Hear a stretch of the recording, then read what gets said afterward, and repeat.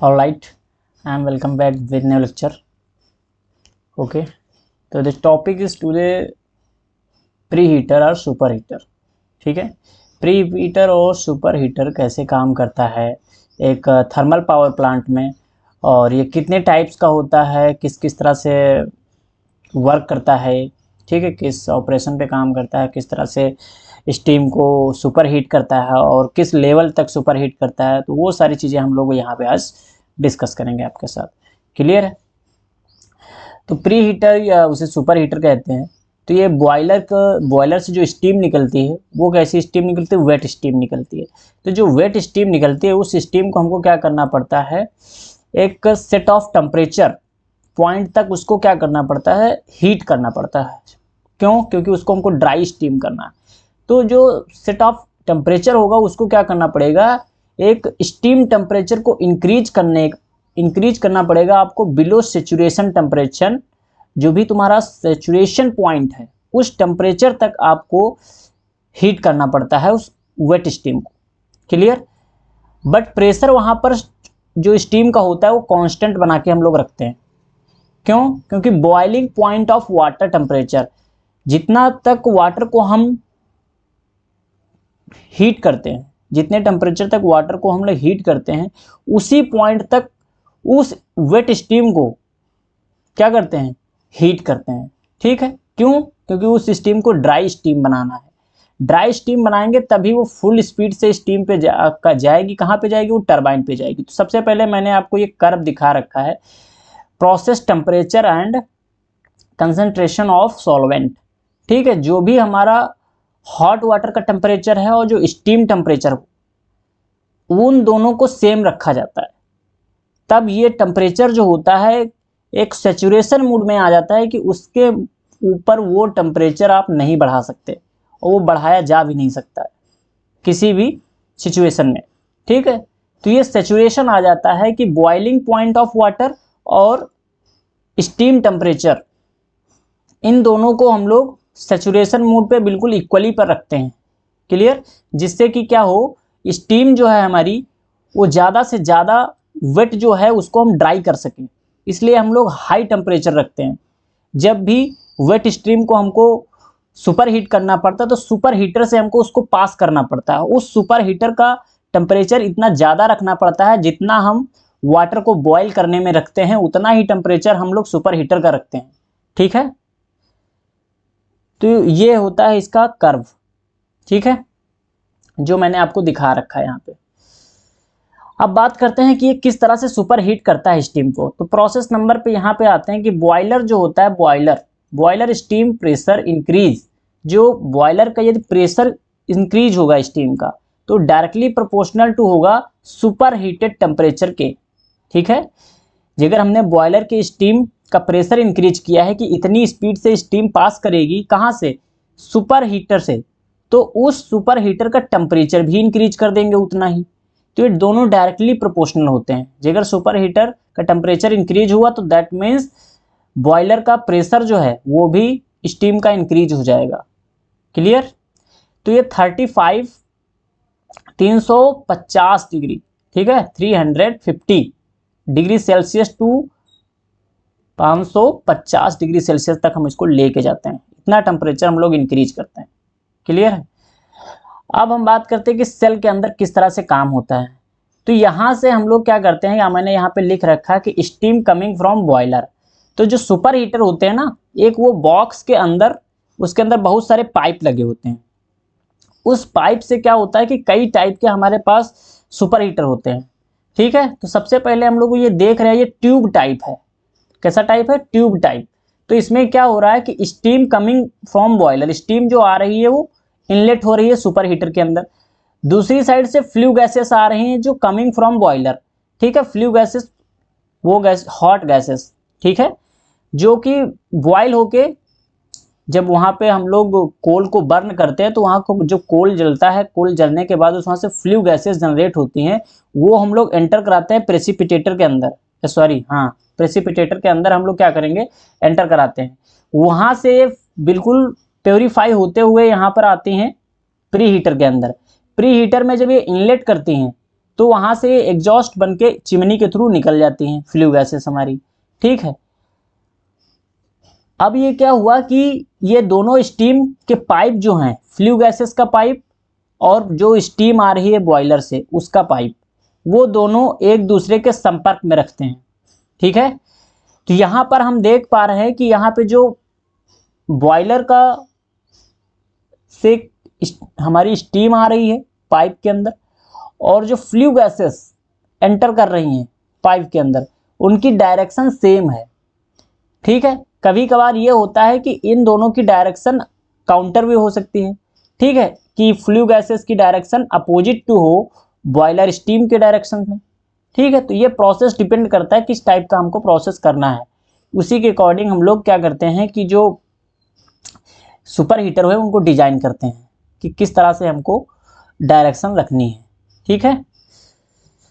तो ये उसके बाद क्या हो रहा है, जब सुपर हीटर से स्टीम हमारी निकल रही है ड्राई होके, प्योर ड्राई होके जब निकल रही है, तो वो कहाँ जा रही है, डायरेक्ट स्टीम पे जा रही है। ये स्टीम जो हमारे पास है स्टीम टरबाइन, उस पर हम लेके जा रहे हैं। तो स्टीम की प्लेट पे लेके जाते हैं, जो उसमें रिंग लगी हैं, आप ये दिख रहे हैं ना, ये प्लेटें लगी हैं, ब्लेड लगी हैं, ब्लेड कहते हैं इनको, ठीक है। स्टीम ब्लेड जो जैसे ही आप देखे होंगे बड़े बड़े टरबाइंस एनटीपीसी वगैरह में आप कभी विजिट किए हो, या अदर पावर प्लांट में, जनरेशन प्लांट में कहीं विजिट किए हो, तो वहाँ पर जाओगे तो कहीं कहीं बॉयलर खुले होते हैं, बॉयलर खुले होते हैं, आपको टरबाइन खुला मिल सकता है, इकोनोमाइजर भी खुला मिल सकता है।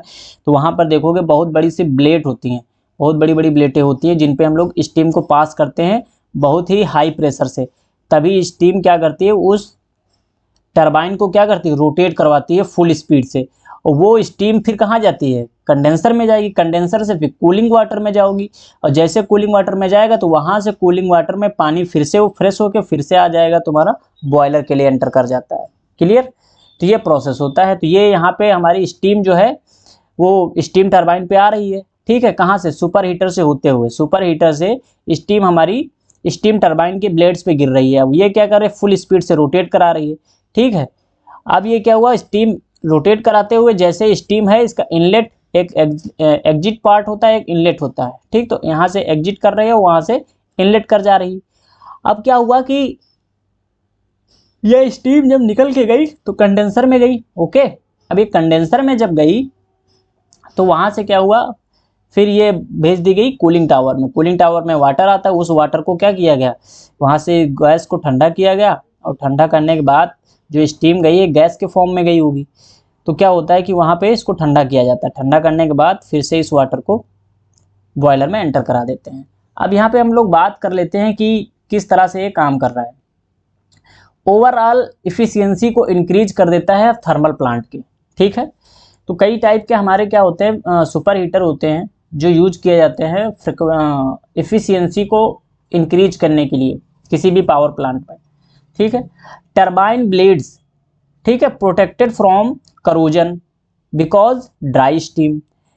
तो अगर हम ड्राई स्टीम लाते हैं टरबाइन के ब्लेड्स पे, तो हमारे जो ब्लेड है करोजन से बच जाएंगे, उसमें कोई किसी टाइप का जंग नहीं लगेगा, ठीक है। और अगर हम लोग वेट स्टीम डाल देंगे तो इससे ये हो जाएगा कि स्टीम जो जाएगी उसमें ब्लेड टूट सकती हैं, करोजन लग सकता है, जिसकी वजह से काफ़ी डिसएडवांटेज होगा जो जनरेशन प्लांट होगा, है ना। अब स्टीम यूनिट जो होती है सुपर हीटर होता है, ठीक है। सुपर हीटर के साथ ही साथ उसको प्री हीटर भी बोला जाता है, इकोनोमाइजर है। ये सब क्या करते हैं, इफ़िशियंसी को बढ़ाते हैं पावर प्लांट की, ठीक है। तो अब चलते हैं नेक्स्ट पेज पे।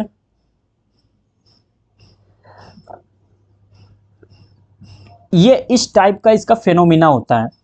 ये जो आपको ट्यूब्स दिख रहे हैं ना, ये जैसे मैंने एक यहाँ पे ट्यूब आपको दिखा रखा है, तो इस ट्यूब में क्या है कि जो भी पाइप लगे हुए हैं, एक गैस फ्लो होने वाले हैं, एक स्टीम फ्लो होने वाले हैं। दोनों पाइप इसमें रखे जाते हैं एक दूसरे के कांटेक्ट में, जिससे कि क्या हो कि जो गैस फ्लो हो रही, हॉट गैसेस आ रही हैं, उसके थ्रू स्टीम भी उसी पाइप के पास से जा रही है। तो क्या होगी, जो स्टीम धीरे धीरे हर पाइप से पास होते होते बहुत टाइम लगाएगी पहुंचते हुए कहाँ पर, टरबाइन पे। बट टाइम क्यों लगाएगी, हाई स्पीड के हाई प्रेशर के साथ जाएगी तो टाइम नहीं लगेगा, बट उसको काफ़ी राउंड होते हुए जाना पड़ेगा उस उस फ्लू गैसेस के कांटेक्ट में रह के तो वहां तक पहुंचते पहुंचते क्या हो जाएगी, वो ओवर हीट हो जाएगी, जिससे कि वो प्योर ड्राई स्टीम हो जाएगी। क्लियर।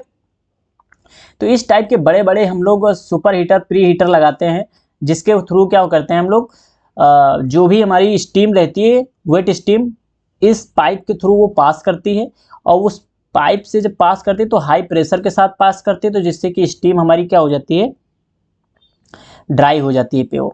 क्लियर। तो इस टाइप के हम लोग पाइप लगाते हैं, तो बहुत बड़ा बड़ा चैम्बर होता है, जिसके अंदर हम लोग घुस घुस के इसको वेल्डिंग सब करना होता है बाकायदा सब। ठीक है। तब एक जनरेशन प्लांट के अंदर हम सुपर हीटर, प्री हीटर को इंस्टॉल कर पाते हैं। ठीक है। अब बात कर लेते हैं किस टाइप के होते हैं। तो जो अगर कन्वेक्शन सुपर हीटर की बात करें तो ये इंस्टॉल होता है मिडल ऑफ हॉट गैसेस। जो हॉट गैसेस होती है ना, उनके मिडल में हम लोग इसको इंस्टॉल कर देते हैं, ठीक, इस सुपर हीटर को। क्लियर। उसके बाद होता है एक रेडिएशन सुपर हीटर। ये इंस्टॉल होता है in the wall of steam furnace. जैसे कि आपकी स्टीम फर्नेस होती है, ठीक है, उसमें हम लोग क्या कर देते हैं, उसके वॉल्स में ये पाइप लगा देते हैं। जैसे ही उसमें स्टीम आती है तो स्टीम आने से उसकी वॉल पे इफेक्ट जाता है, वो टेम्परेचर बढ़ जाने से उसकी जो वॉल है, जो दीवार है, उसके अंदर हम लोग पाइप डाल के रखते हैं, जिससे हमारी वेट स्टीम पास होती है। वो वेट स्टीम को क्या करता है, सुपर हीट कर देता है। तो इन दोनों टाइप को कहते हैं हाइपरथर्मिया। ठीक है। इस टाइप के प्रोसेस को हाइपरथर्मिया। और दूसरा है on the basis of tube. तो ट्यूब वाला मैंने आपको दिखाई दिया ऊपर अभी एनिमेशन में। क्लियर। तो ये किस अपर डेक होता है, मिडिल डेक होता है, इनर डेक, कई टाइप के सुपर हीटर होते हैं। ये इंस्टॉल किया जाता है, जैसे कि अपर डेक है ना, तो अपर deck install above water tube और बिलो स्टीम टरबाइन। जो स्टीम ड्रम होते हैं, बड़े बड़े ड्रम होते हैं जिसमें स्टीम पास करती है, तो इसको हम लोग स्टीम ड्रम के नीचे, इसको बीच में रखते हैं, कह सकते हो कि वाटर और ट्यूब और स्टीम ड्रम के बीच में रखते हैं इंस्टॉल। और ये मिडल वाला जो होता है, इसको इंस्टॉल करते हैं between water tube and near to boiler. Boiler और वाटर ट्यूब के बीच में ही इसको भी रखते हैं। ठीक है। इनर वाला जो होता है install between two water tubes. जो वाटर ट्यूब्स आती हैं, हॉट वाटर जो होता है, उसके बीच में हम लोग इसको इंस्टॉल कर देते हैं, जिससे कि हमारी जो वेट स्टीम है वो क्या हो जाती है, हॉट हो जाती है, ज़्यादा से ज़्यादा ड्राई होने के चांसेस बढ़ जाते हैं। अब ये कुछ होता है कि on the basis of utility. अब utility primary super heater, secondary super heater होते हैं। तो प्राइमरी जो हमारे सुपर हीटर होंगे वो होंगे बॉयलर और टरबाइन के लिए। ठीक है। सेकेंडरी होंगे वो टरबाइन के लिए, टरबाइन के पार्ट जो होते हैं वहीं से जो सेकेंडरी सुपर हीटर कह सको, टरबाइन से जो पास होकर स्टीम जाती है, वो सेकेंडरी सुपर हीटर के लिए काम करता है। ठीक है। On the basis of source कौन से होते हैं, कुछ इंटीग्रल होते हैं, कुछ इंडिपेंडेंट सुपर हीटर होते हैं। इंटीग्रल जो होते हैं वो क्या होते हैं, installed inside of boiler. Boiler के अंदर ही हम लोग उनको इंस्टॉल कर देते हैं। ठीक। जो बॉयलर होता है जहाँ पे कोल को बर्न किया जाता है, वहीं पर अगर हम इंस्टॉल कर देते हैं तो वो हो जाते हैं हमारे इंटीग्रल सुपर हीटर। और जो इंडिपेंडेंट सुपर हीटर होते हैं वो आउटसाइड ऑफ बॉयलर होते हैं, बॉयलर के उनको बाहर लगाया जाता है, तो उनको एक्स्ट्रा फर्नेस की नीड होती है। ठीक है। जिससे कि उनको सुपर हीट किया जाए, क्या किसको, स्टीम को। क्लियर। उसके बाद कुछ होते हैं म्यूचुअल डायरेक्शन के बेस पे, मैंने डायरेक्शन के बेस बताया। फ्लू गैसेस और स्टीम की डायरेक्शन अगर सेम है तो कह सकते हो पैरेलल फ्लो हो रहा है। ठीक है। तो ये हाइपर हीटर होता है। जब पैरेलल स्टीम और गैसेस दोनों पैरेलल फ्लो होंगे, एक दूसरे के और सेम डायरेक्शन में फ्लो होंगे, तो उन्हें कहते हैं कि हाइपर हीटर। ठीक है। और जैसे काउंटर फ्लो होते हैं तो उनको हम लोग कहते हैं क्या, हाइपर हीटर के अंदर वो भी आते हैं। क्लियर। तो फ्लू गैसेस और स्टीम के दोनों अपोजिट डायरेक्शन, तो काउंटर फ्लो डायरेक्शन हो जाती है। ये होता है, और सारी चीज़ें सेम होती हैं। अब इसी टाइप से कई टाइप के हमारे पास क्या होते हैं कि जैसे ये स्टीम आ रही हाई टेम्परेचर के साथ, स्टीम हमारी पास कर रही, लो टेम्परेचर पास हो रहा है स्टीम, तो ये वेट स्टीम है। जो लो टेम्परेचर के साथ जा रही है वो वेट स्टीम है, जस्ट बॉयलर से पास हुई है। क्लियर। अब ये क्या हुआ, बॉयलर से पास होते हुए ये बॉयलर की जगह इनसाइड ही इंस्टॉल है हमारा सुपर हीटर, तो उससे जब पास होगी तो क्या होगा कि वो हाई टेम्परेचर के साथ पास होके जाएगी। ठीक है। तो ये प्रोसेस होता है इसका। तो ये स्टीम हमारी है, कंडेंसेट हो रहा है, कंडेंसेट अब इसलिए कंडेंसर लगा होगा। क्लियर। जिसको कंडेंसेट कर रहा होगा, जो भी उसमें पानी बच जा रहा होगा, क्योंकि जो भी हमारा ट्यूब है ना, ट्यूब के अंदर से जैसे कि स्टीम पास करती है तो जैसे वेपराइज होता है, तो वेपराइज जैसे आप बॉटल निकालते हो फ्रिज से तो क्या होता है, वो आप उसको थोड़ी देर जगह बाहर रख दो तो क्या हो जाता है, उस पर पानी आने लगता है बॉटल पे। तो उसी तरह से इसमें भी दिखाया रखा कि पाइप से पानी चूने लगता है, तो वो कंडेंसेट होके कंडेंसेट होके आउटलेट वाल्व से निकल जाता है। क्लियर? ये चीज इसलिए हम यहाँ पे कंडेंसर का यूज कर सकते हैं। अब इसीलिए यहाँ कंडेंसेट कर लिए। अब यहाँ पे वाटर जो होता है, वाटर के मॉलिक्यूल्स को दिखाया गया है यहाँ पे कि मूवमेंट क्या होता है वो मॉलिक्यूल्स का। एक सिंपल वाटर रहेगा तो ये इतना ज़्यादा, इतना डेंसिटी एरिया में, मतलब कि इतना डेंस मॉलिक्यूल का एरिया होता है कि वहाँ पे वाटर बिल्कुल थमा हुआ होता है। और जैसे वाटर हीट करते हैं तो देख पा रहे हो कि मॉलिक्यूल्स की स्पीड जो है, ठीक है, वो एक दूसरे से कितना ज़्यादा फास्टली स्ट्राइक कर रहे हैं। ठीक है। और जैसे ही वेट स्टीम होती है तो क्या होता है, वेट स्टीम में क्या होता है, हाई स्पीड से थोड़ा गर्म होने के बाद मॉलिक्यूल्स की स्पीड बढ़ जाती है, और जो सुपर हीटेड हो जाते हैं तो वो एक गैस में कन्वर्ट हो जाते हैं। ठीक है। अब गैस में कन्वर्ट हो जाते हैं, दैट मीन्स गैस के मॉलिक्यूल्स की हाई स्पीड बहुत ज़्यादा होती है। उसी तरह से मैंने यहाँ पे कुछ प्रोसेस आपको दिखा रखा है कि ये स्टीम टेम्परेचर किस तरह से कन्वर्ट करता है। क्लियर है? तो यहाँ पे वही चीज़ यहाँ पे दिखा रहा है कि टेम्परेचर ड्रॉप किस तरह से होता है। ठीक है। तो ये सारी चीज़ें होती हैं। जैसे यहाँ पे है टेम्परेचर ड्रॉप, यहाँ से वॉल है, वॉल को ओपन किया गया, अब प्रेशर को बढ़ा दिया गया, प्रेशर बढ़ाने से कहाँ पर वॉल जाना है, कितना प्रेशर कितना टेम्परेचर रखना चाहिए, किस स्पीड से हमारा स्टीम पास होगा, वो सारी चीज़ें हम लोग सेट करते हैं। वहाँ पर मैनुअली सारी चीज़ों को सेट किया जा सकता है और ऑटोमेटिकली भी सेट किया जा सकता है by the help of SCADA और पीएलसी का यूज करके। ठीक है। डीसीएस सिस्टम वगैरह लगे होते हैं जो हम लोग टेम्परेचर को इंक्रीज डिक्रीज कर लेते हैं। ठीक है। और प्रेशर को भी इंक्रीज डिक्रीज कर देते हैं स्टीम की। ठीक। तो ये सब एक कंट्रोल रूम के थ्रू किया जाता है। आई होप आपको समझ में आ रहा होगा। ठीक है।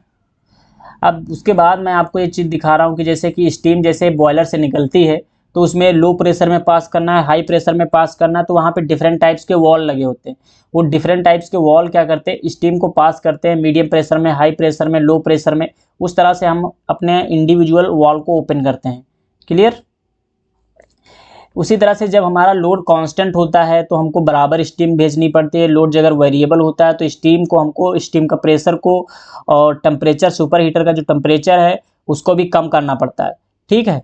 तो ये सारी चीज़ें हमको मैनेज करनी पड़ती हैं कि प्रेशर, और जानते हो तो प्रेशर और स्टीम प्रेशर जो होता है डायरेक्टली प्रोपोर्शनल टू होता है सुपर टेम्परेचर के। ठीक है। अगर प्रेशर डाउन हुआ तो टेम्परेचर भी डाउन करना पड़ेगा।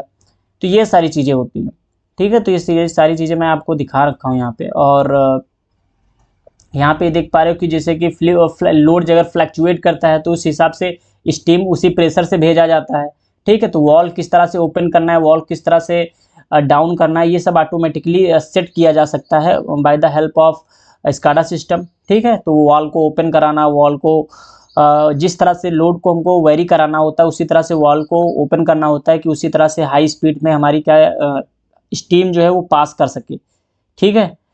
तो इस प्रोसेस के लिए हम लोग इसको यूज करते हैं। ये वॉल, वहाँ पे डिफरेंट टाइप्स के वॉल मिल जाएंगे आपको। बॉयलर के पास कई टाइप के वॉल लगे होते हैं। ठीक है।